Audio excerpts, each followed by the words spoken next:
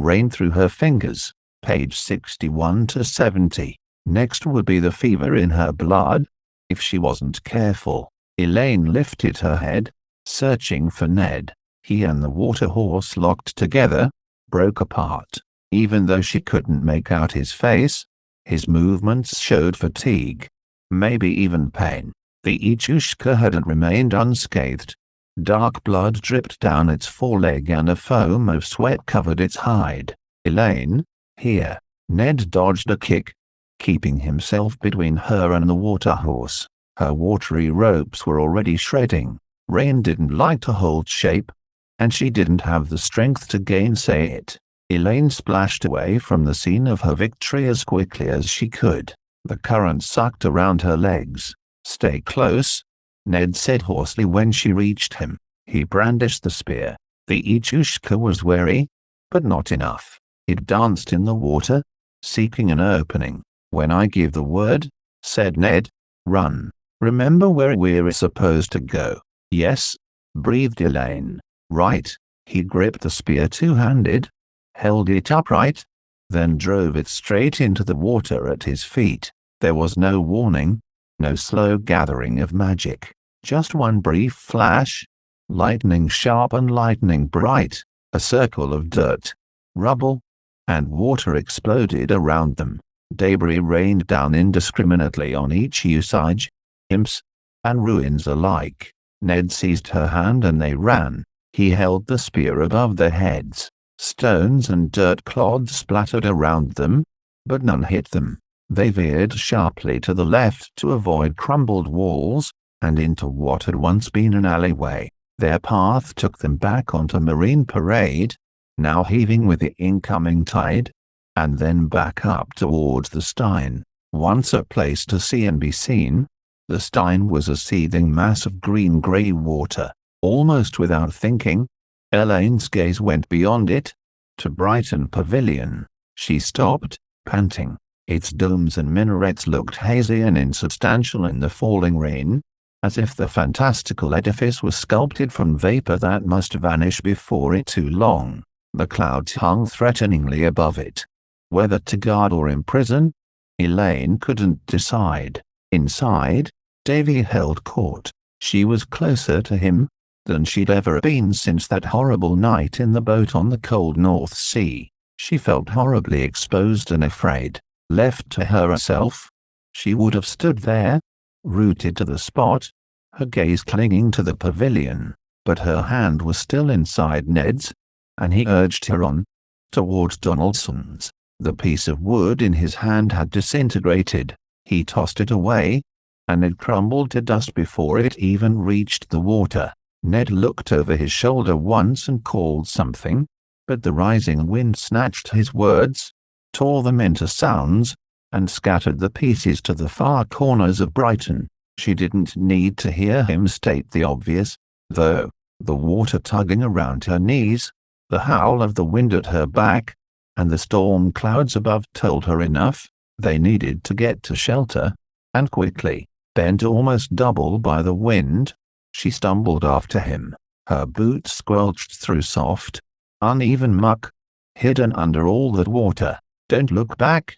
Don't look back!" Elaine fixed her eyes on the building that had to be Donaldson's, just up ahead. It looked more solid than the pavilion in the stormy weather, though just as chilly and bleak. "Please, let it have standing walls and a roof."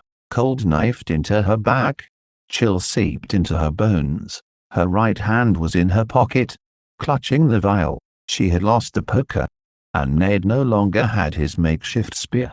Her magic was depleted, and she thought his must be, too.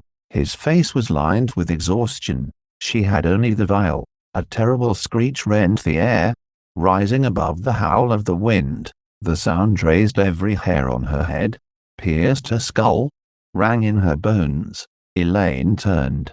Her mouth formed the words, "Oh no," but nothing came out. A tangle of metal stood in the water, or long legs, chain-like arms, and wicked points. It was about as tall as a house, and as Elaine blinked, it moved. It moved. One moment it was wreckage, the next, It darted inland like an enormous spider. Movements fluid. Living iron. Davy's magic. A memory sparked through Elaine. Chains in the moonlight. Soft and black and heavy. Glinting here and there. Chains slithering towards her. Swift and smooth. Clinking softly. Chains to wrap her in a cold embrace. To fling her into the dark salt water. And hold her tight as she drowned. No, she said out loud, ripping her hand from Ned's clasp. No, no, no. Her other hand, buried deep in the pocket, was already worrying at the stopper, ready to spill out the magic that had lived there for generations, ready to expend it all in one reckless move to save her own life. Elaine's hand convulsed, then tightened around the tears. Keep it safe, Mama had whispered. Not. Use it in your hour of need.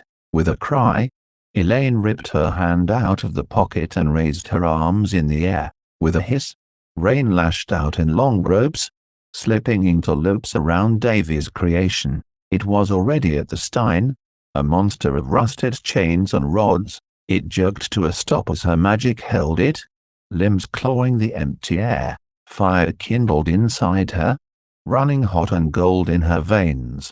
The monster pushed against her magic, dissolving its bonds, but more and more water fell from the sky, strong and fluid in her hands. Elaine tightened her grip upon the thing, heard it groan, felt it begin to crumple. Davy had miscalculated. Rain could overcome iron. He was wrong. She was no weakling. Elaine almost laughed aloud, intoxicated by the burning magic eating her up inside. Cold was but a memory. Water steamed as it struck her skin, hissing around her. The rain wasn't chilly. It was hot, so hot that she both burned and shivered. And then a hand clamped down on her shoulder, shook her hard. Ned was in front of her, shouting something, lines etched stark on his pale face. But he didn't need to worry, because for once she was strong and fully in control. Even though her body shook and her skin sizzled and her hands hung limp at her sides, and her life was stretched thin and translucent, shriveling in the fire that raged inside her. Elaine was drowning, not in water, but in flames. Ned's hand tightened painfully, and Elaine bit back a cry, teeth sinking into her bottom lip, drawing blood. His magic was cool and solid and steady as a rock, dark gray, and she flailed and grabbed for it like a drowning man reaching for a helping hand. She felt him flinch as their magic collided, but his hand stayed on her shoulder, and then the fire lessened, channeled away, and the outside world, full of the rush of moving water, crashed into her consciousness. Elaine staggered, held up only by Ned's hand. In front of her, Davy's metal monster. Elaine dimly registered it as the mangled remains of chain pier, steamed, shimmered, exploded. A piece of metal chain cartwheeled through the air. Elaine cried out in wordless horror, felt Ned's magic come up in a half-shield, and then it slammed into him, ripping his grip on her shoulder, knocking him into the water. Suddenly Elaine realized that the weather had shifted, that the tide was rushing out now, pulling her towards the sea. A lament rose above the wind, had been going on for a while, and out in the harbor, a huge wave had taken shape, dark and glassy, poised over the town. Not again. Elaine half sank, half fell into the water, reaching for Ned. Her fingers caught in water-logged fabric and metal links, tore off the encircling chain. She hauled him back up, but his eyes were closed, his face pale, a livid bruise down one side of it. He collapsed limply against her. "Wake up!" Elaine screamed, slapping his face ungently. His eyes opened, but the look in them was bleary and distant. "You need to move." She shook him hard, was relieved to see some semblance of normalcy struggling into his expression. "We have to get to the library." Half dragging Ned, Elaine ran for Donaldson's as the water level swiftly fell, sucked away by the wave building in the bay. Fish struggled in the swiftly falling water, and still the sad, Sad song went on and on. They were almost there. Ned stumbled, nearly taking her down with him. The back of Elaine's neck prickled. She didn't look back as she urged him on. As the library, still whole, still sound, rose up in front of her. Behind them the monster wave fell. Her feet had taken flight. Her arms had gained strength. Elaine dragged Ned past the columns, under the portico, and threw herself through the gaping doorway. The reek of mildew and wet paper hit her in the face. Blind in the grey twilight, Elaine held Ned as she blundered through, barking her shins on dark shapes that might be furniture. A light glinted in the gloom, illuminating a stairway. The sight was so welcome, Elaine could have cried. It could have been a will-o'-wisp for all she cared right now, but it was a man who held the lantern, a short, portly personage, urgently beckoning her closer. Elaine used the last of her strength to pull Ned over to the stairway. The stranger hauled Ned onto his back. He was stronger than he looked, and panted, "This way, up, up, up." Elaine pattered after him. The wave struck, the building shuddered, deep in its bones, but held. Water gushed into the ground floor, racing for the stairs. Up, up, up, flew the man, and Elaine, with a final spurt of desperation, followed him up 2 floors. She almost collapsed at the top, the railing biting into her hands. Water crashed below with a sickening, greedy gulp. Elaine dragged herself off the stairs, took 5 steps, then sank onto the floor, right next to Ned. In the unnatural grey darkness, his face was so pale. When she felt his hands, they were cold. She leaned forward, trying to make out the rise and fall of his chest. Is he alive?" she whispered as their rescuer placed the lantern beside Ned and knelt at his other side. He's none so easy to kill." The man's accents were cultured enough, but there were rustic tones underneath. "Just leave him to me, miss." He leaned forward and placed a small, pudgy hand on Ned's forehead. A slight magic tickled Elaine's nose. It sent a bit wild, a bit cozy, and wholly unfamiliar. Eyes narrowing, she looked at their rescuer, small and stout, wearing velvet clothes that had seen better days, thinning hair that had once been curly, a gaunt look to his face. His eyes were the gold of a bird's with cat-like pupils. Elaine stifled a gasp, nearly scooted back. Another fairy creature. The man looked up swiftly, held out his hand as if to stay her. "Don't, miss," he begged. "Don't. I meant to be here, to meet him." He nodded his head towards Ned.